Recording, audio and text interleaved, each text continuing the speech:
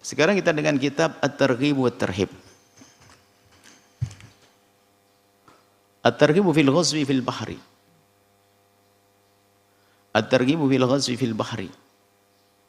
Himbauan untuk perang di laut. Artinya ini tentu himbauan di atas himbauan. Kalau di darat sendiri mungkin takutnya dengan perang. Kalau orang di darat itu paling kalau seandainya ada rasa takut, takutnya lawannya adalah lawan musuh yang dengan senjatanya. Kalau di laut itu lawannya juga selain musuh ada ombak. Ada ombak yang menggoyangnya. Bahkan bisa saja juga menenggelamkannya. Sehingga lebih berat. Tentunya ini lebih bagus. Wa an Anas bin Malik, dari Sayyidina Anas bin Malik radhiyallahu taala anhu. Anna Rasulullah SAW kana yadkhulu ala Ummi Haram, masuk ke tempatnya Ummu Haram binti Milhan. Fatut'imuhu, kemudian beliau memberikan makan baginda Nabi SAW. Jadi Ummu Haram itu orang yang sangat dekat dengan Nabi. Bukan kerabat Nabi, akan tapi Nabi sangat dekat. Dan kemudian ulama berbeda pendapat, sepertinya ada kemahroman. Karena susuan, mungkin ada ponakan bibi, jadi ada susuan di atasnya. Atau ketemu paman susuan, atau yang lainnya ada berselisih pendapat tentang kemahroman antara baginda Nabi. Karena mahram kan banyak, bukan sekedar karena nasab, ada susuan. Dan susu kan bisa saja susu seperti nasab. Sehingga ada paman susuan dan seterusnya. Dari khol, bibi susuan juga bisa. Jadi masalah perbedaan tentang kemahroman Ummu Haram dengan Nabi. Yang jelas sebagian mengatakan mahram. Kemudian sebagian mengatakan kekhususan Nabi. Kalau Nabi itu adalah semuanya syariat. Apa yang dilakukan Nabi adalah syariat. Dan Nabi sangat dekat dengan Ummu Haram. Bahkan Ummu Haram tahta Ubadah bin Samit. Ummu Haram adalah menikah dengan Ubadah bin Samit. Fadakhala alaiha, Nabi masuk ke rumahnya Ummu Haram, Rasulullah SAW. Fa'amadhu, kemudian Ummu Haram memberikan makan. Itu majalasat. Kemudian Ummu Haram itu duduk. Ibu-ibu sepuh, ibu-ibu duduk. Bisa duduk, tufalli ra'sah, kemudian meletakkan kepala mulia baginda Nabi SAW dalam berat untuk sambil merapikan dan membersihkan rambut Nabi yang sudah bersih. Membersihkan rambut yang sudah bersih. Jadi Nabi, jadi beliau Ummu Haram tuh merapikan sama membersihkan rambut Nabi yang sudah bersih, itu ya dibersihkan gitu saja. Rupanya Nabi dalam keadaan capek. Fanama, Nabi tertidur saat itu. Tertidur baginda Nabi SAW. Tsumastaiqadha, kemudian terbangun. Wa huwa yadhak. Dan di saat terbangun tuh tertawa, tersenyum, senang. Qultu, qalat, kemudian Ummu Haram bertanya. Qultu, aku bertanya, ya Rasulullah, ma yudhikuka? Apa yang menjadikan engkau tertawa ya Rasulullah? Qala, baginda Nabi menjawab, nasun min ummati, ada sekelompok dari umatku, uridu alayya, disodorkan kepadaku, ditampakkan kepadaku, uzatan, dalam keadaan dia seperti orang yang berperang, fi sabilillahi, di jalan Allah, yarkabuna tabaja hadzal bahri, dia berjalan di atas lautan, maksudnya melintasi laut, berjalan, jadi orang-orang pejuang yakni di atas laut. Mulukon, bagaikan raja. Jadi artinya ditampakkan kepada baginda Nabi orang pejuang-pejuang di atas laut, tapi mereka tampak seperti raja-raja. Artinya dengan bentuk yang mulia, istimewa, dengan segala yang mengagumkan. Alal asirrati, seperti raja-raja yang duduk di atas kasur-kasur yang disiapkan, ranjang-ranjang. Jadi tampak beda lah, jadi sesuatu mengagumkan. Di atas laut, bayangkan. Jadi pemandangannya pemandangan yang unik, tapi makna sanjungan di dalamnya bahwasanya ini adalah sesuatu yang luar biasa. Mithlal muluk, atau laksana raja-raja yang berada di atas laut. yang berada di atas ranjang-ranjang istimewa. Jadi tampak mengagumkan. Alal asirrati. Qalat. Kemudian Ummu Haram berkata, Fakultu, ya Rasulullah, ya Rasulullah. Ud'ullaha ayyaj'alani minhum. Perempuan beliau. Doakan agar aku ini golongan itu yang kamu lihat itu. Berarti kan sudah di surga dilihat Nabi dengan baju kebesaran, baju kejayaan, baju kemuliaan. Doakan aku agar menjadi seperti mereka itu ya Rasulullah. Padahal Nabi mendoakan. Kemudian saking capeknya Nabi meletakkan kembali kepalanya, fanama, tertidur lagi baginda Nabi. Tumastaiqa, atau bangun lagi. Wa huwa yadhak, tertawa lagi Nabi.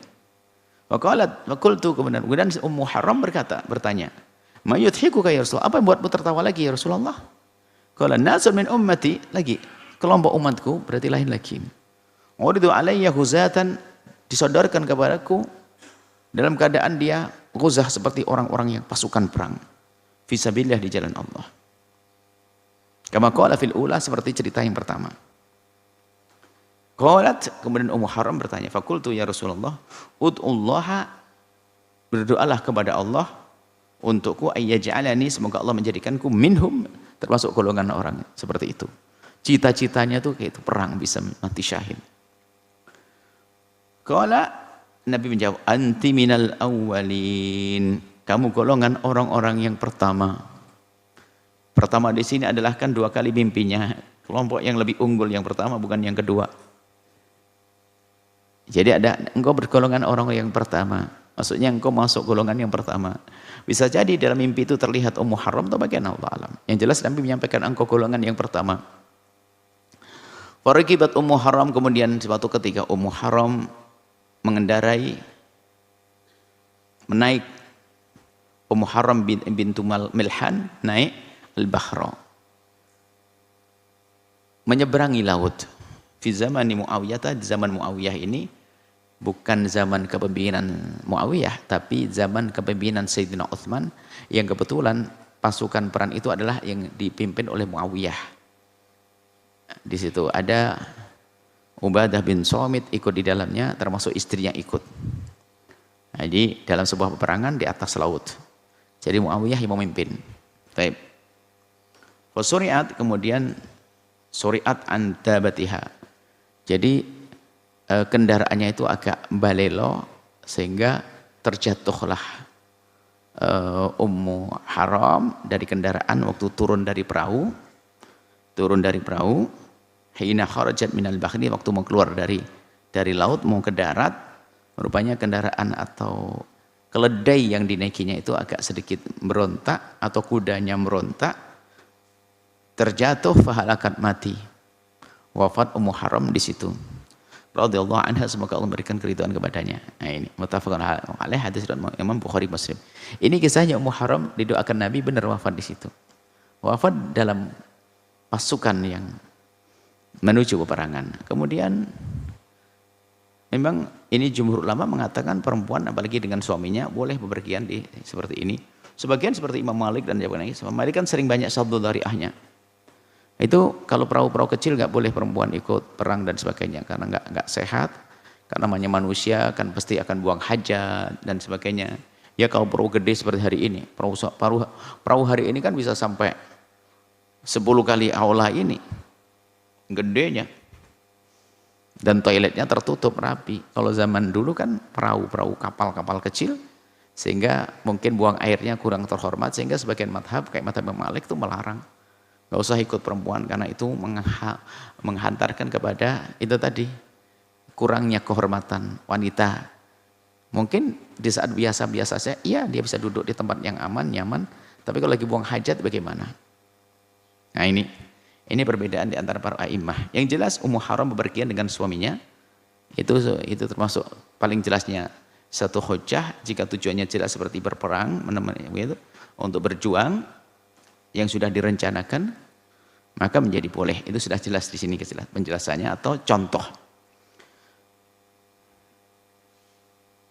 Thabaja bifadil muthallathi, thabaja al-muhaddad, thumma jim, thabaja wasatuhu, tengah-tengah laut, mu'damuhu, atau besar-besarnya ombak laut. Jadi laut yang besar.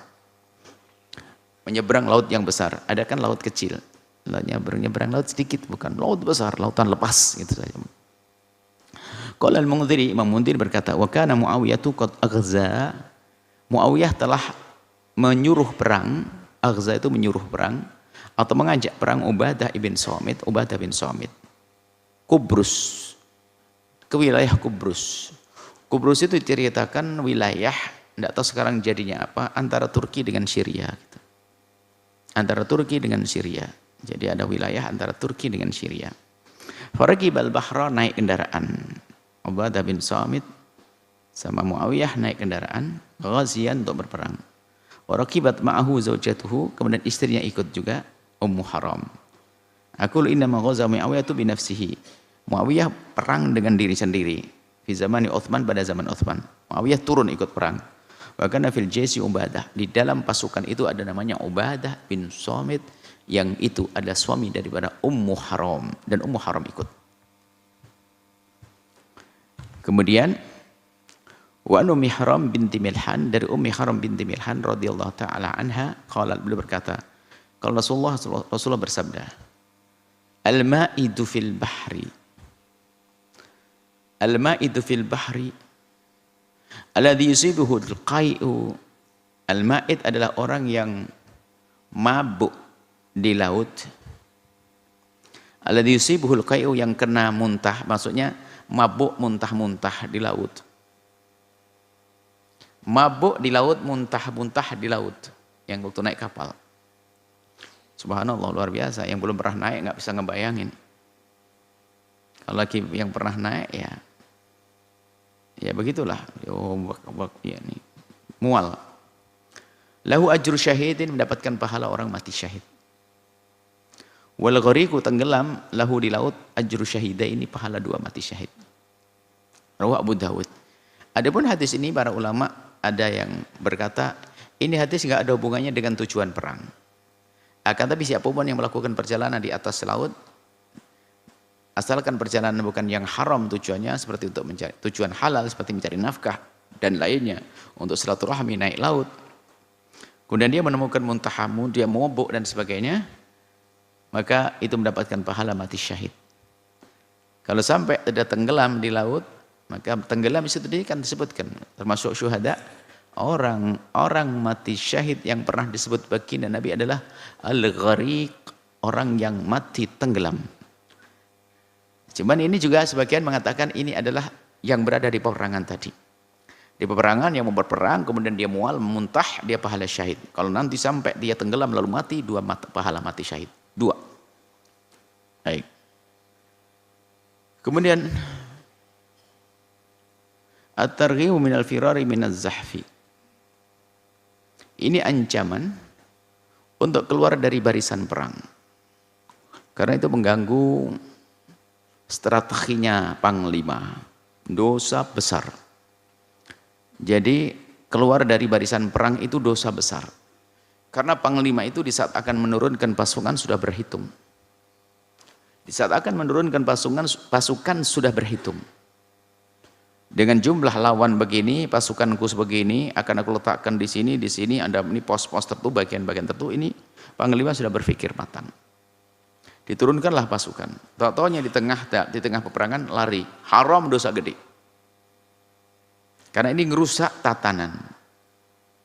Itu bisa menjadikan peperangan terpukul mundur gara-gara orang semacam ini. Ini adalah kalau zaman perang Badar, para munafikun, orang-orang munafik, orang Uhud, orang-orang munafikin. Dari berapa ratus ribu sampai tinggal 300. Diprovokasi sama Abdullah bin Ubay bin Salul agar tidak ikut perang, rugi kita nanti mati, tapi ini akhirnya jadi mundur orang munafik. Haram, dosa gede. Al-firaru minaz zahf. Selagi kita sudah berada di perang di medan laga harus terus.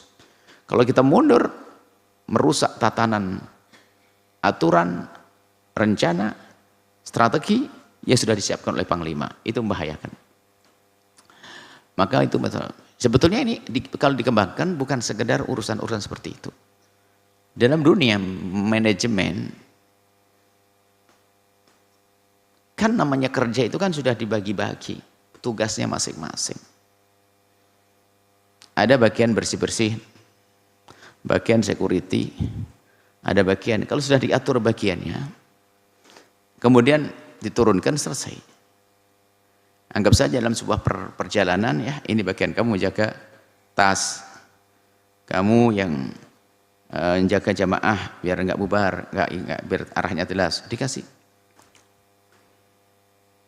Kalau ada orang di situ kemudian pergi, bagian jaga tasnya tak taunya keluar, pergi pulang, kan berantakan, tas bisa hilang, mengganggu, hal-hal biasanya mengganggu. Makanya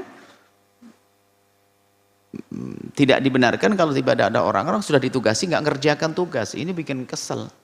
Kalau dalam peperangan namanya firar minaz zahf, ditugasi kamu bagian bersih-bersih ini ya, iya, ini bagian ini, iya, iya, tak tahu yang bagian bersih-bersih nggak ngerjain. Karena ini merusak tatanan. Kenapa? Karena dipikir dia ngerjakan, ternyata tidak ngerjakan. Hasilnya apa? Kotor. Coba karuan, nggak ada dia sekalian dari awal, pasti dikasih yang lainnya.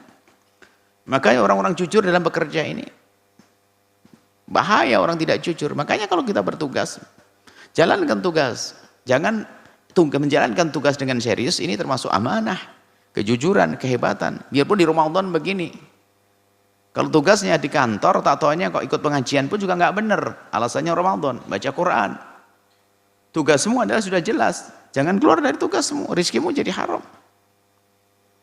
Tugasmu apa? Lakukan tugasmu. Baik, kalau haram dimakan tidak jadi baik di dalam diri kita. Baik, kemudian ijtanibu sab'al mubiqati, 7 hal yang menghancurkan. Jauhi 7 hal penghancur. Saya ini menjadikan kita sengsara di akhirat nanti. 7 hal. Al-mubiqat, sebab kesengsaraan. Qalu, mereka bertanya, Rasulullah sahabat Nabi bertanya, ya Rasulullah, ma hunna? Apa 7 yang kau sebut hal yang menghancurkan, merusak, bikin celaka itu ya Rasulullah? Qala al-isyraku billahi, menyekutukan Allah.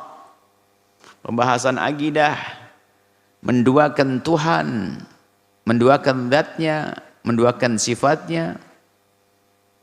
Tidak mengatakan ada Tuhan selain Allah, tapi mengatakan ada makhluk di laut selatan yang punya kekuasaan kayak Tuhan, namanya syirik juga. Enggak mempercayai adanya Tuhan selain Allah, Tuhan hanya Allah, tapi percaya pohon gede punya kekuatan, syirik juga. Ini pembahasan sendiri masalah akidah. Yang jelas menyekutukan Allah, menduakan Tuhan, penghancur dia, sebab kehancurannya. Sihru, sihir, maka yang rusak dengan sihir, dan ini adalah dengan keyakinan, maka tentu dia keluar dari iman, na'udzubillah. Mirip dengan sebelumnya, cuman ini adalah di urutan yang berbeda. Ini menunjukkan bahasanya orang berurusan dengan sihir tidak semuanya langsung syirik, dosa gede ya. Misalnya apa? Dia pengen jahat, percaya bahasanya dukun itu bisa mencelakakan orang dengan ilmu sihirnya, dengan bantuan jin dan lainnya, lalu dia datang, dosa dia. Biarpun dia masih percaya kepada Allah, dosa. Jadi di sihir di sini tentu bukan hal yang syirik, cuman kebanyakan sihir ya syirik. Kebanyakan sihir syirik. Wa qatlun nafsi allati haramallahu illa bil haqq. Membunuh orang dengan cara yang tidak dibenarkan. Ada membunuh yang dibenarkan, mengkisos. Menghukum bunuh orang yang membunuh, kisos. Rajam, membunuh pelaku zina muhsan. Itu dibenarkan. Kalau bunuh seperti itu enggak dosa. Tapi orang enggak punya kesalahan seperti itu kok dibunuh, dosa besar. Na'udzubillah. Serem ini. Wa aklur riba, makan riba. Hati-hati, riba termasuk golongan 7 hal, dijejer dengan dosa-dosa gede semuanya, riba. Maka sadarlah yang urusan dengan riba segera kembali, Allah Maha Kasih. Mencontohlah pada orang yang tidak berurusan dengan riba tapi sukses kok. Jangan gampang menyempitkan diri, katanya Allah, bisnis saya mah susah, kalau tidak pakai urusan riba mah nggak bisa. Ada temenmu banyak tanpa riba bukan sukses. Karena memilih sukses dengan riba, sukses dengan dosa, sukses dengan haram. Jangan berkata tidak bisa, bukan tidak bisa, tidak semangat untuk menghindar dari riba. Sebab yang menghindar dari riba sudah banyak contohnya. Dan mereka sukses, nyaman-nyaman saja, nggak ada masalah, menikmati, ada keberkahan di balik kehidupannya. Wa aklu malil yatimi, makan harta anak yatim. Ini sepertinya harus dijelaskan panjang lebar pada pertemuan yang berbeda. Makan harta anak yatim. Kami ingatkan pada pertemuan yang lalu, ya makan harta anak yatim tidak harus serta-merta orang di luar, kadang ibunya sendiri. Ibunya sendiri punya anak yatim, tidak segera dibagi warisnya, akhirnya duit anaknya dihabisin pelan-pelan, nggak sadar, buat bisnis bangkrut, buat investasi bangkrut, dipakai umroh bolak-balik, nggak. Biarpun yang diajak adalah anaknya, kan anakku yang umrohkan, umroh belum wajib bagi dia. Nanti kalau sudah dewasa baru wajib umroh, sekarang nggak. Kalau pengen mengumrohkan anak kecil dari duitmu sendiri, jangan duitnya anak. Ini tolong banyak janda-janda yang ditinggal oleh suaminya, anaknya masih kecil, kemudian banyak duit, tidak segera dibagi, hancur itu anaknya, duit anaknya hilang, sampai hari ini kebingungan. Dan ada, kita menemukan banyak orang semacam ini. Ibunya senang foya-foya, ya dihabiskan duit anaknya. Berarti yang jahat kepada anak yatim, tidak saja orang di luar. Ibunya kurang apa? Panti asuhan yang jahat. Dia anak hanya untuk jadi promo, untuk cari bantuan saja. Duitnya untuk masuk koceknya, anak fakir, anak yatimnya tetap fakir, nyungsep. Makannya tetap pakai kerupuk, itu ustadz panti asuhannya itu makanannya setiap hari makan sate sama ayam panggang. Neraka itu orang. Wah, kalau sudah pakai label yatim, anak yatim, wah, berbondong-bondong orang untuk membantu. Karena orang semuanya ternyuh dengan anak yatim. Tapi ustadznya penjahat, halus dia. Mengumpulin anak yatim hanya untuk kekayaannya dia. Wah, jahat, penjahat. Kalau perampok masih terang-terangan dia ngambil duitnya orang dengan gaya jahat. Ini pakai label punya kasih sayang. Jahat halus. Ini ngurusi anak yatim. Kalau ngurusi anak yatim harus kaya. Kalau belum kaya jangan ngurusi anak yatim. Anda tidak boleh makan harta anak yatim. Bantuan sumbangan untuk anak yatim bukan untuk Anda. Anda nggak boleh makan. Anda harus kaya, hati-hati. Nah, kaya ngurusi anak yatim, akhirnya numpang di anak yatim. Kalaupun harus, misalnya, orang kaya nggak ada ngurusi, Anda ngurusi anak yatim. Anda baru boleh makan anak yatim. Tapi dengan catatan itu, Anda ustadz yang nggak mampu juga, Anda ustadz nggak kaya. Tapi berani punya panti asuhan. Nggak boleh, diam-diam duitnya untuk anting istri, gaun istri, baju anak, nggak ada. Anakmu bukan yatim, mau diyatimkan juga. Tolong ini harus sedikit tegas masalah peryatiman ini. Kalaupun harus makan dari harta anak, dari tadi di panti asuhan ikut makan, itu makanya falyakul bima'ruf, faman kana haniyan falyasta'fif. Kalau kaya hendaknya hawas, tidak makan sama sekali. Kalau fakiran maka falyakul bima'ruf, makan. Ma'ruf itu adalah ada dua makna. Satu ma'ruf uruf, sewajarnya, umumnya di anggota keluarga anak yatim itu makannya seberapa. Jadi makannya ustadz sama dengan makanan muridnya. Makan ustaznya sama dengan makanan muridnya. Muridnya kerupuk, ustaznya kerupuk. Kemudian bil ma'ruf yang kedua adalah dengan cara yang benar. Itu artinya apa? Seorang ustadz di panti asuhan yang ngurusi panti asuhan, bukan guru yang ngajar. Guru yang ngajar kan dikasih uang barokah dan sebagainya.